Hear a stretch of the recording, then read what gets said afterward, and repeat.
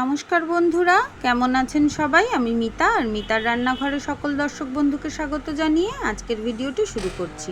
আজকে আপনাদেরকে রান্না করে দেখাবো মাছের ডিমের বড়ার ডালনা। তো চলুন সঙ্গে থাকুন আর দেখে নিন মাছের ডিমের বড়া ডালনা আমি কিভাবে রান্না করছি। সবার প্রথমে এখানে আমি নিয়ে নিয়েছি মাছের ডিম। ডিমটা খুব ভালো করে হাতের সাহায্যে আমি ম্যাশ করে নেব। এরপরে দিয়ে দিচ্ছি পেঁয়াজ কুচি, রসুন কুচি, রসুনটা আমি গ্রেট করে দিয়েছি, আর দিয়ে দিচ্ছি অল্প পরিমাণে কাঁচা লঙ্কা আর লবণ, আর দিয়ে দিচ্ছি এখানে একটা ডিম। ডিমটা দিলে কিন্তু বড়াটা খুবই নরম হয়। এটা আপনারা নর্মাল ভেজে খান বা তরকারি করুন, এমনি ডিম একটা অবশ্যই অ্যাড করে দেখবেন। এতে করে বড়াটা যদি আপনারা ঝোলও করেন তাতে খুব ভালো করে মশলা ঢোকে, আর যদি এমনিও ভেজে খান খুব নরম হবে, শক্ত হয়ে যাবে না। তো তারপরে এর মধ্যে আমি দিয়ে দিয়েছি 1 চামচ ময়দা দিয়ে খুব ভালো করে মিশিয়ে নিয়ে তারপরে কড়া গরম করে দিয়ে দিয়েছি সর্ষের তেল। তেল গরম হলে এবার একে একে আমি বড়াগুলো ছেড়ে দিয়েছি। ছেড়ে দিয়ে এবার উল্টে পাল্টে ভেজে হালকা লাল করে বড়াগুলো তুলে নেব। যদি তরকারি করেন তাহলে কিন্তু খুব বেশি ভাজলে চলবে না, তাহলে অল্প ভেজে তুলে নিতে হবে। খুব বেশি ভেজে ফেললে কিন্তু শক্ত হয়ে যাবে আর এতে কিন্তু ঝোল ঢুকবে না। তো বড়া ভাজা হয়ে গেছে, এরপরে তুলে নিচ্ছি।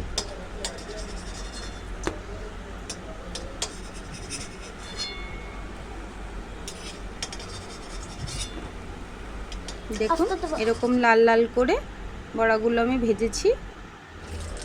এরপরে ওই তেলেই আমি দিয়ে দিচ্ছি টুকরো করে কেটে নেওয়া আলুগুলোকে আমি কিন্তু নুন হলুদ কিছুই দিইনি, নর্মালি একটু লাল করে ভেজে এরপরে তুলে নেব।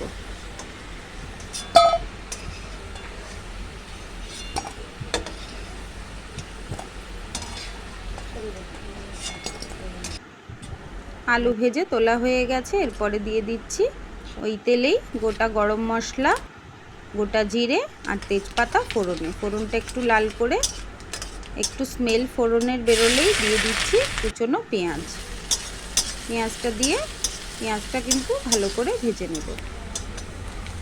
পেঁয়াজ লাল করে ভেজে নিয়েছি, এরপরে আদা রসুন কাঁচা লঙ্কা বাটা দিয়ে দিলাম।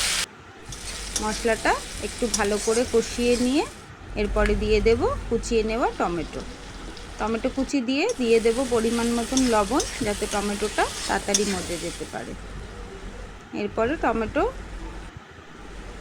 ভেজে নেওয়ার পরে দিয়ে দিচ্ছি গুঁড়ো মশলা।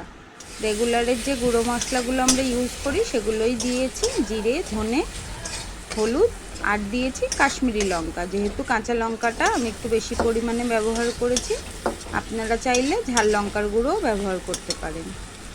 এরপরে মশলাটা ভালো করে কষিয়ে নেওয়ার পরে দিয়ে দিয়েছি আলু, আর দিয়ে দিচ্ছি মিক্সির বাটিটা ধোয়া জল দিয়ে এবারে আলুর সাথে মশলাটা খুব ভালো করে কষিয়ে নেব।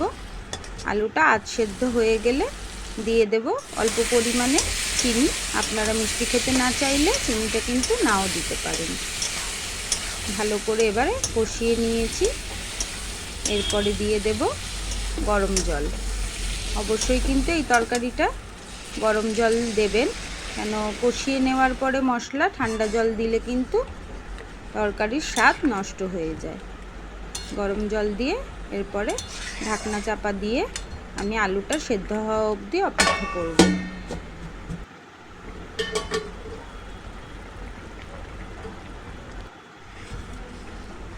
দেখুন এখানে আলু আমার সেদ্ধ হয়ে গেছে, আমি একটা খুন্তির সাহায্যে চেপে আপনাদেরকে দেখিয়ে দিলাম। এরপরে ভেজে রাখা বড়া আমি দিয়ে দেব। বড়াটা দিয়ে আবারও একটু নাড়াচাড়া করে আমি ঢাকনা চাপা দিয়ে দেব, যাতে বড়াতে একটু ঝোল ঢুকে যায়। আবার দিয়ে দেব ঢাকনা দিয়ে আরও 3-4 মিনিট রান্না করার পরে ঢাকনাটা খুলে নিচ্ছি। গ্যাসের ফ্লেমটা এই সময় কিন্তু লোতেই রেখেছিলাম। ব্যাস তৈরি হয়ে গেছে আমার মাছের ডিমের বড়ার তরকারি। আপনাদের কেমন লেগেছে কমেন্ট করে জানাবেন, ভালো লাগলে লাইক করে দেবেন।